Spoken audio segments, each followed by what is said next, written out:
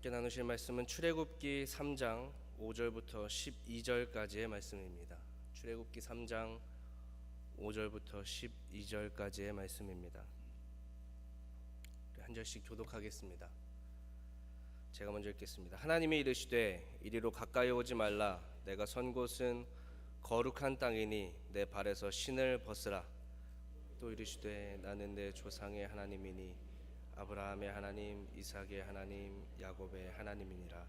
모세가 하나님 배웁기를 두려워하여 얼굴을 가리매 여호와께서 이르시되 내가 애굽에 있는 내 백성의 고통을 분명히 보고 그들이 그들의 감독자로 말미암아 부르짖음을 듣고 그 근심을 알고 내가 내려가서 그들을 애굽인의 손에서 건져내고 그들을 그 땅에서 인도하여 아름답고 광대한 땅, 젖과 꿀이 흐르는 땅, 곧 가나안 족속, 헷 족속, 아모리 족속, 브리스 족속, 히위 족속, 여부스 족속의 지방에 데려가려 하노라. 이제 가라. 이스라엘 자손의 부르짖음이 내게 달하고 애굽 사람이 그들을 괴롭히는 학대도 내가 보았으니 이제 내가 너를 바로에게 보내어 너에게 내 백성 이스라엘 자손을 애굽에서 인도하여 내게 하리라. 모세가 하나님께 아뢰되 내가 누구이기에 바로에게 가며 이스라엘 자손을 애굽에서 인도하여 내리이까? 하나님이 이르시되 내가 반드시 너와 함께 있으리라. 내가 그 백성을 애굽에서 인도하여 낸 후에 너희가 이 산에서 하나님을 섬기리니 이것이 내가 너를 보낸 증거니라. 아멘. 저명한 기독교 저자 C.S. 루이스는 이렇게 이야기합니다. 우리는 눈으로 태양을 볼 수 있다. 태양을 볼 수 없다. 그러나 태양이 없이는 우리는 아무것도 볼 수 없다. 하나님은 태양 같은 존재이십니다.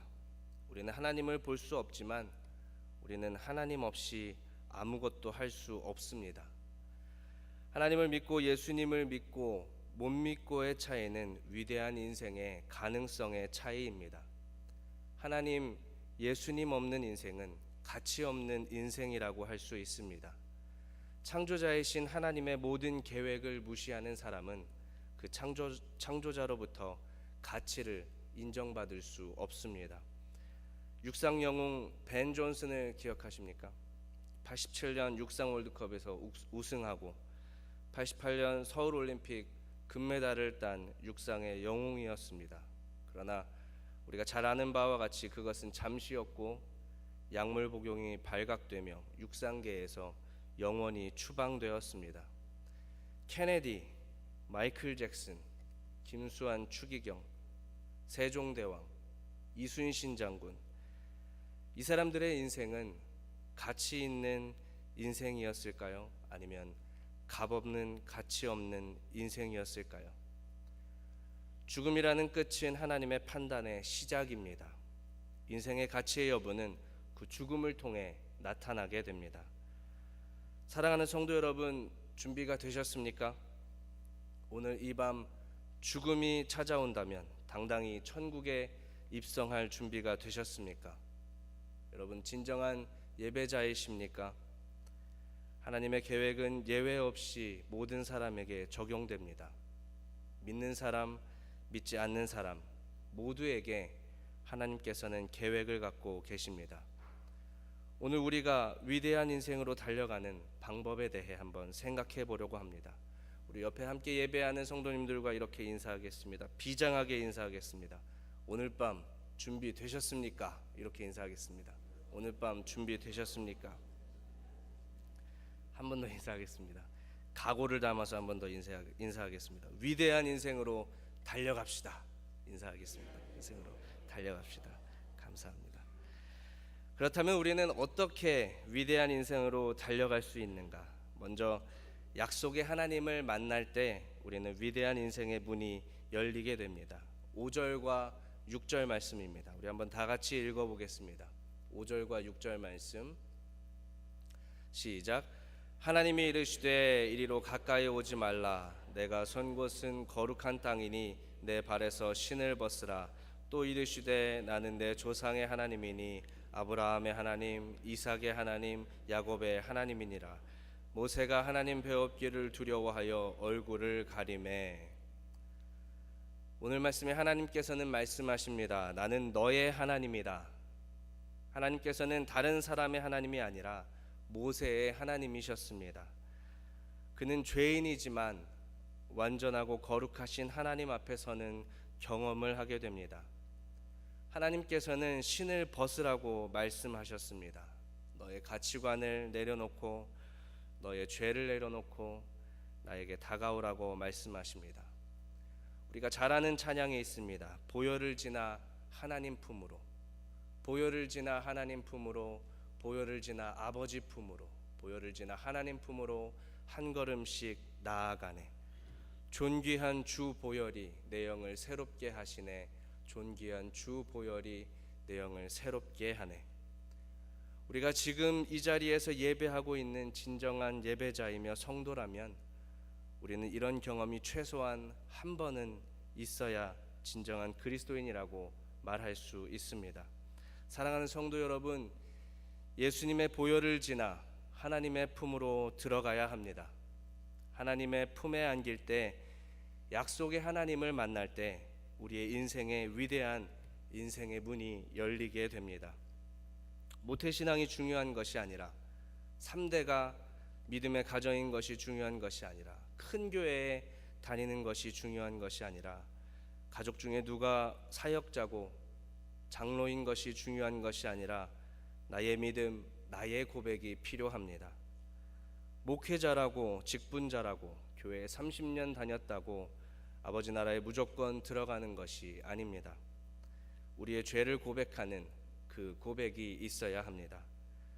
죄인임을 인정하고 예수님의 구원을 믿을 때, 그런 체험이 있을 때 우리는 위대한 인생으로 변하게 됩니다.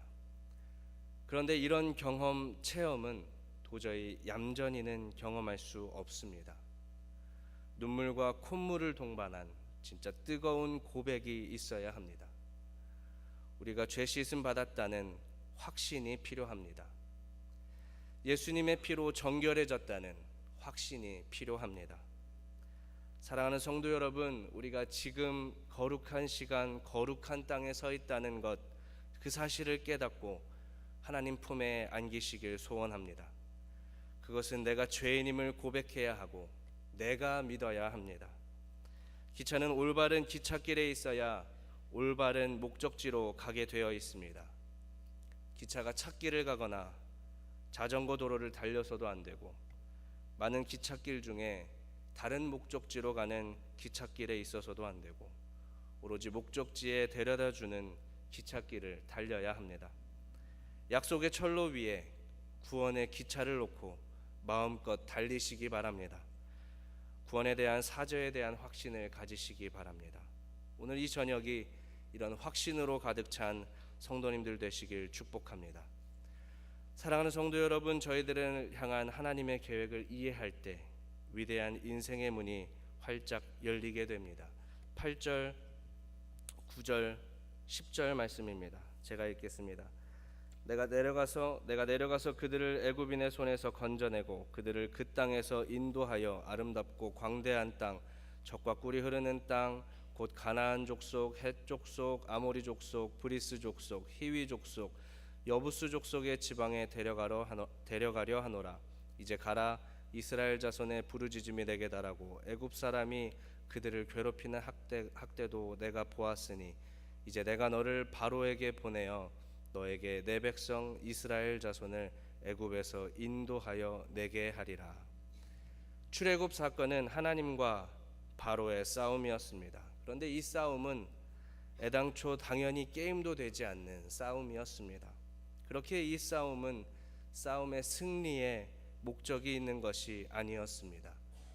출애굽 사건의 목적은 예배자를 만드는 것, 예배하는 공동체를 만드는 것이었습니다. 광야에서 끊임없이 하나님께 예배하는 법을 가르치시고 약속의 땅에서 예배하는 예배자를 만드는 것, 예배자가 모이는 곳을 만드시는 목적으로 하나님께서 출애굽 사건을 계획하셨습니다. 사랑하는 성도 여러분, 우리의 사명은 예배자가 아닌 사람을 예배자로 만드는 것입니다. 우리는 덜 위대한 일에 쉽게 만족합니다. 완벽한 구원의 특권이 있고 저 하늘나라에 아버지께서 준비하신 상급이 있음에도 우리는 그 훨씬 전에 아주 작은 것에 만족하고 맙니다. 결코 작은 것에 만족하지 마십시오. 모세의 인생은 하나님이 붙든 인생이었습니다. 하나님 안에서 움직이는 인생이었습니다.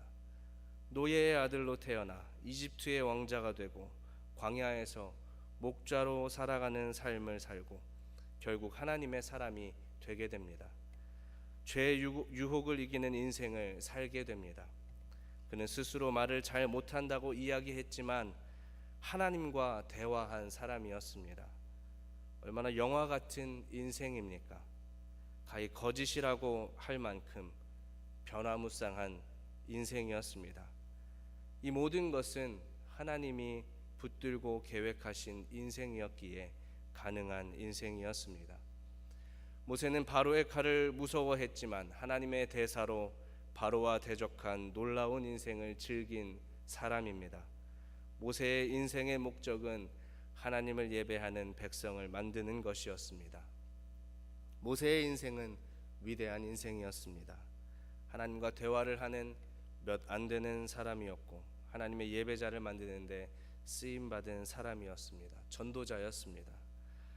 마틴 루이 존스 목사님은 이렇게 이야기합니다. 마음속에 기도하라는 충동이 있을 때 항상 응답하라. 나는 그 충동에 항상 응답하려고 준비하고 있다.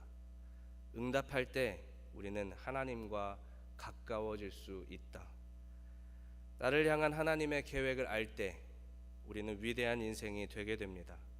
나의 직위, 직업, 나의 세상적인 가면은 전능자 하나님의 놀라우신 계획 앞에 전혀 상관없게 됩니다. 인생의 가치는 예배자를 만드는 것, 그것이 최고의 가치의 목적입니다. 사랑하는 성도 여러분, 무엇으로 위대해지려고 하십니까? 예배자가 되어 예배자 만드는 일에 최고의 기쁨과 희열을 맛보시기 바랍니다. 바른 하나님의 은혜의 줄을 잡으시기 바랍니다. 이런 인생의 최고의 기쁨과 희열은 다른 곳에는 결코 없습니다. 집을 잘 꾸미는 것이 위대한 인생이 아닙니다. 화려한 경력 있는 것이 위대한 인생이 아니고 사업이 번창하며 돈을 많이 버는 것이 위대한 인생이 아닙니다. 어떠한 것이 위대한 인생인지는 하나님께 여쭈어 보면 금방 알 수 있습니다. 오늘 이 순간 이 저녁에 하나님의 심장을 갖고 하나님의 사람을 만들어가는 것, 이것이 위대한 인생입니다. 그렇다면 그 위대한 인생은 어떻게 질주할 수 있는가? 내 능력이 아닌 하나님을 의존함을 통해 인생은 질주하는 것입니다. 11절 말씀입니다. 우리 한번 11절 말씀 다 같이 읽어보겠습니다. 시작. 모세가 하나님께 아뢰되 내가 누구이기에 바로에게 가며 이스라엘 자손을 애굽에서 인도하여 내리이까? 여러분, 이 말씀을 어떻게 바라보십니까? 모세의 겸손함이라고 생각하십니까? 11절 말씀은 모세의 겸손함이 아닙니다. 오히려 그 반대입니다. 모세는 지금 중차대한 오판을 하고 있습니다. 그는 이 모든 것을 자신이 혼자 하는 것으로 착각하고 있습니다. 그때 하나님께서 말씀해 주십니다. 12절 말씀입니다. 하나님이 이르시되 내가 반드시 너와 함께 있으리라. 내가 그 백성을 애굽에서 인도하여 낸 후에 너희가 이 산에서 하나님을 섬기리니 이것이 내가 너를 보낸 증거니라. 하나님께서는 내가 하는 것이 아니라 내가 하는 것이다 라고 말씀해 주십니다. 하나님께서는 모세와 동행해 주실 것을 약속해 주십니다. 모든 상황 속에서 승리할 것을 약속해 주십니다. 모세는 그저 하나님의 계획 속에 도구였을 뿐입니다. 그는 하나님을 의존하는 열쇠를 갖고 문을 여는 도구였습니다. 사랑하는 성도 여러분, 얼마나 준비되고 깨끗해지면 하나님을 위해 살 수 있다고 생각하십니까? 하나님께서는 지금 우리를 들어 쓰시길 원하십니다. 모세의 능력이 아니었습니다. 하나님의 능력이었습니다. 우리의 능력이 아닙니다. 하나님의 능력입니다. 우리가 잘나서 사용하시는 것이 아니라 우리를 사용하시는 그 모든 것은 하나님의 계획이시고 하나님의 은혜이십니다. 능력이 아니라 써주시는 것을 의존하십시오. 우리의 꿈, 우리의 계획으로 해서는 안 됩니다. 우리가 할 수 있는 것은 한계가 있습니다. 그러나 하나님의 꿈과 하나님의 계획을 위해서 살 때에 하나님의 능력이 우리를 감싸게 됩니다. 나를 죽이고 나를 낮추면 두려움이 없어지게 됩니다. 하나님과 함께하며 강해질 수 있게 됩니다. 담대해질 수 있게 됩니다. 하나님께서는 모세에게 그냥 가라고 말씀하셨습니다. 너는 가기만 하면 된다. 그러면 내가 함께하면서 모든 것을 책임진다. 단 한 가지, 신을 벗기만 해라. 절대 앞서지 마십시오. 하나님이 앞서시게 만들어 드리십시오. 그럴 때 하나님의 능력이 우리를 압도하게 됩니다. 아무것도 할 수 없음을 고백하십시오. 조금은 할 수 있는데 라고 생각하지 말고 아무것도 할 수 없다고 고백해야 합니다. 진정 우리에게 필요한 것은 하나님을 향한 의존입니다. 마틴 루터 킹 목사님은 평소에 2시간 기도하면 바쁠 때는 4시간 기도한다고 이야기했습니다. 기도를 통해서 나의 삶을 하나님께 맡기게 된다고 했습니다. 기도는 하나님 앞에 겸손해지는 대화입니다. 하나님의 지혜를 얻을 수 있는 열쇠입니다. 존 루이스는 이렇게 이야기합니다. 기도는 사단을 내리찍는 채찍이다. 내 능력이 아니라 하나님의 능력이 나의 인생을 압도할 때 우리의 인생이 승리합니다. 내가 가진 것이 없이 하나님 앞에 모두 드릴 때 하나님께서 기뻐하십니다. 가진 것이 많아서 많이 드리는 것이 중요한 것이 아니라 모든 것을 드릴 때 하나님께서 기뻐하십니다. 하나님의 기뻐함은 하나님의 사랑하는 마음으로 하나님의 마음을 읽고 예배자를 만드는 하나님의 소원을 이루어 드리는 것입니다. 하나님, 제가 저의 능력으로 혼내주겠습니다. 하나님 결코 이런 것을 원하지 않으십니다. 하나님, 부족한 제가 하나님을 위해 오늘을 살겠습니다. 이런 고백이 있는 인생이 되시길 축복합니다. 그리스도인과 그리스도인이 아닌 사람의 차이는 위대한 인생으로서의 가능성에 있습니다. 하나님의 계심을 보고 음성을 들으며 내 마음을 드림으로 위대한 인생이 되십시오. 그 하나님은 모세에게 하나님께서 보내시는 것이고 하나님께서 역사하신다는 것을 입증시켜 주신 하나님이십니다. 사랑하는 성도 여러분, 저와 여러분에게 모세와 같은 계획을 갖고 계심을 믿으십시오. 저와 여러분의 모두의 인생이 위대한 인생이 될 것을 믿으십시오. 하나님 안에 위대한 인생이 되십시오. 기도하겠습니다. 5살 난 한 아이가 저녁을 준비하는 엄마에게 이야기합니다. 엄마, 뭐 도와드릴까요? 사실 그 아이가 할 수 있는 것은 하나도 없습니다. 그러나 엄마 뭐 도와드릴까요? 하는 그 마음이 참 존귀한 마음입니다. 사랑하는 성도 여러분, 지금 우리들의 모습은 어떻습니까? 뜨겁습니까? 아니면 차갑습니까? 구원의 확신을 갖고 계십니까?